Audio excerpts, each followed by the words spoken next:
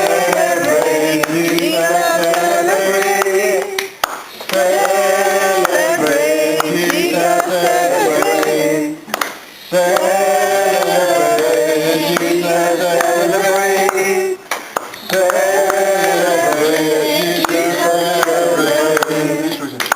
He's risen, He's risen, and He lives forevermore. He's risen, He's risen. Come on and celebrate the resurrection of our Lord. He's risen, He's risen, He's risen, and He lives forevermore. He's risen, He's risen. Come and celebrate the resurrection of our Lord. Amen. Hallelujah. Jesus is Savior God today. How great thou art. How great thou art. Hallelujah. Then my soul, my Savior God today. How great thou art. How great thou art. How great thou art. How great thou art. Father, we thank you for this evening. Yes, Lord. We recognize you are in our midst. You are the teacher, Lord, Yes, Lord. and you will open our hearts to receive your word tonight. Thank you, Lord, for everyone who is here. Yes, Lord. Lord, this is appointed for us to be here. We thank you for our guest speaker, Yes, Lord, Lord. Brother Romy, Romy yes, Mamoran, Lord. Lord. Yes, Thank you for the anointing in Yes, his Lord, life. God. Hallelujah. Thank you, Lord, for the wisdom you have given him. Thank you, Lord, for blessing him, oh God. And we thank you, Lord God, that we Hallelujah. are blessed. We are Thank you, Lord, anointed, oh God. Lord, to Amen. receive from you Amen. today. Hallelujah. In Jesus' mighty name. Hallelujah. Nakasulat lahat ng Matutunan, okay? Ikaw na. Sige po. Ay, malaman nila. In contrast po, yung popular teaching palagi sinasabi na the Bible is for right living. Para daw maging tama yung buhay natin. Pero hindi po yun.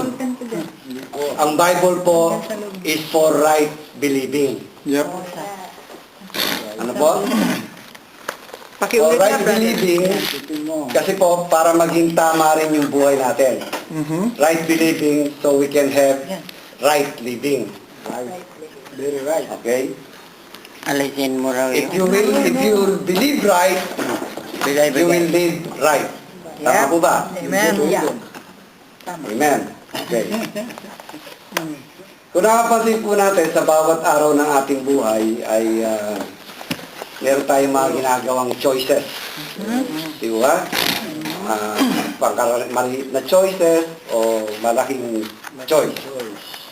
Okay. Yung mga sinasabi kong maliit na choice, sasabihin ko na ano ba isusuot ko, ano ba kakainin ko, di ba?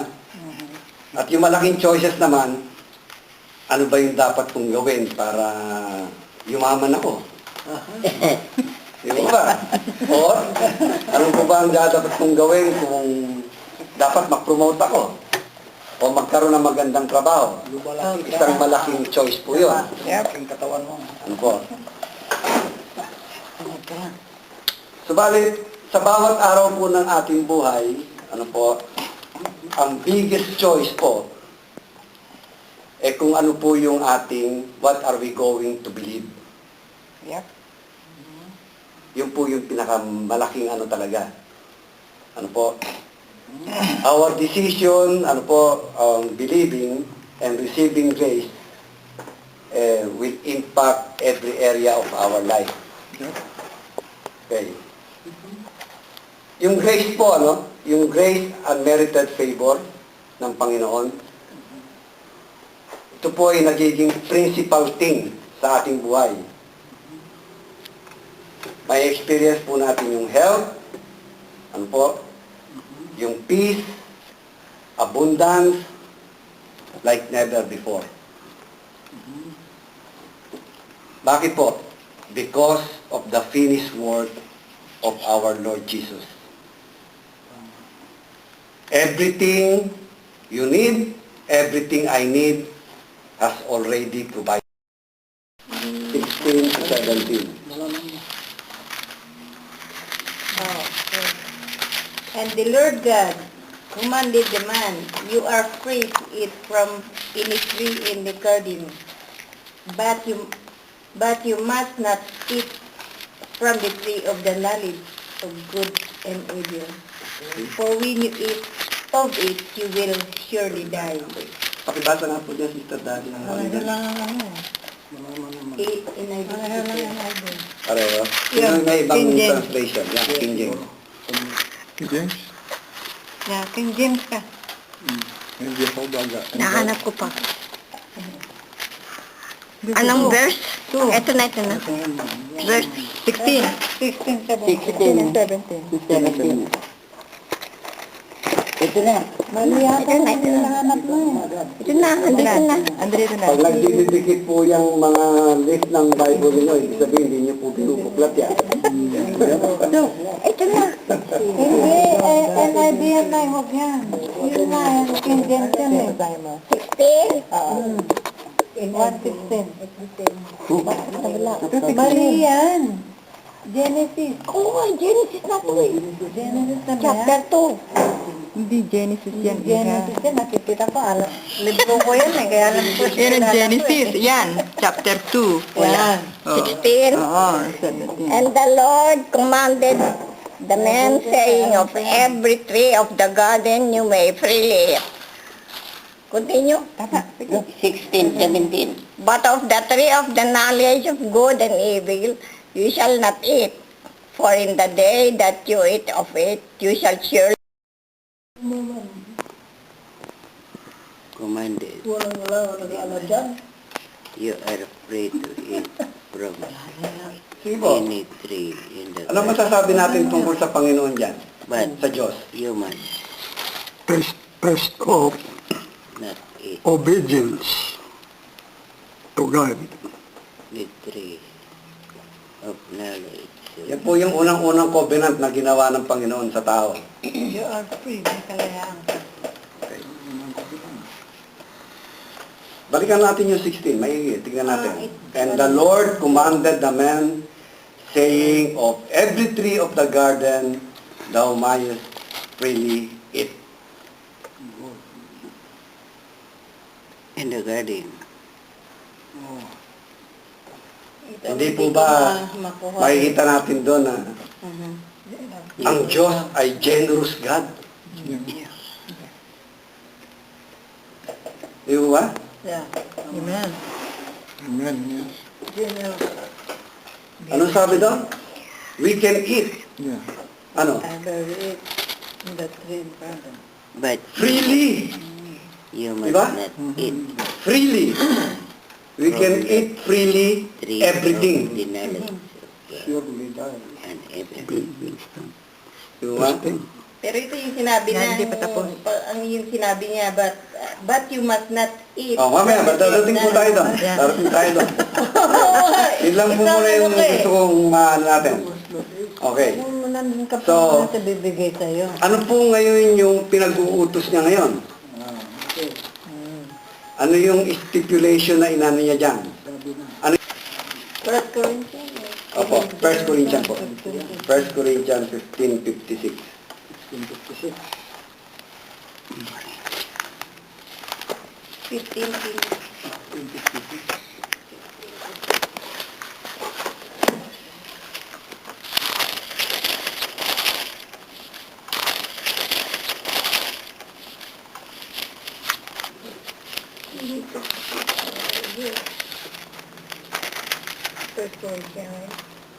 If it is burn up, he will suffer Hindi. 15, right? No, Mali it's po right yung ano here. yun. 3 pa lang po yan. 15, oh. 15, 56. Sorry. 16 or 46. Chapter 15 po. This thing of death is Chapter sin. 15, verse 56. The power of sin is the law. Okay. Ito na lang mo. Chapter So, makikita po natin doon, yun lang po yung ginawang panunukso ni Satanas, ano po, sapagkat katulad nga ng principle na itinuturo ni Apostol Pablo, the strength of the sin is the law. Ano po? 56, right? Ito yung sinabi niya. This thing of death is sin, and the power of sin is the law. Okay. At maging doon sa Roma po, Roma chapter 3 verse 20, by the law is the knowledge of sin.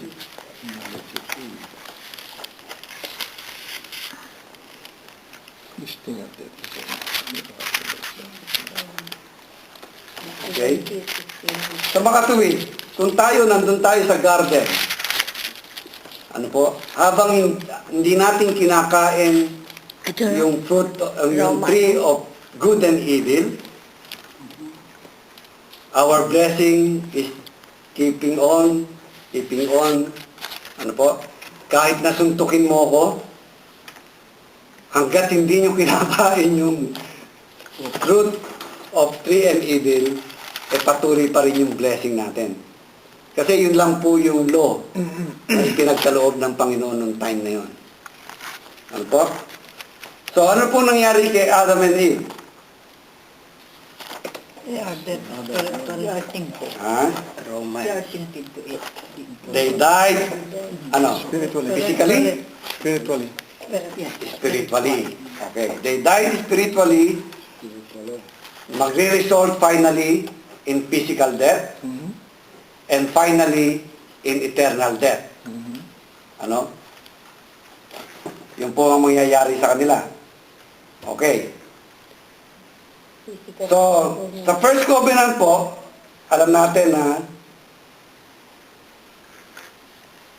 yung pinaka ano ng Panginoon, pinaka law is do not eat the tree of good and evil. Okay. Ano pa tayo? Fast forward tayo. Lampasan natin yung ibang covenant. Pumunta po tayo ngayon sa pinaka famous covenant. Ano ko sa palagay nyo itong famous covenant na to? Ten Commandments. Karamihan ng Kristiyano ipagtatanggol tong covenant na to. Ten Commandments. More than anything else other than the new covenant.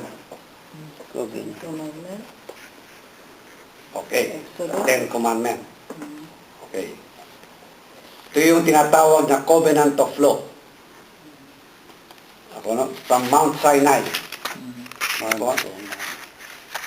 So, sa madaling sabi po, God cut another covenant. Ano po, after man populated the earth, and God brought the people out of Egypt, and from Egypt, dinala po sila ng Panginoon sa Mount Sinai, at sa Mount Sinai, ano po, God cut a covenant. Para sa kanila doon, that is a new covenant noong time na yon. Pero sa atin ngayon, old covenant yon. Okay.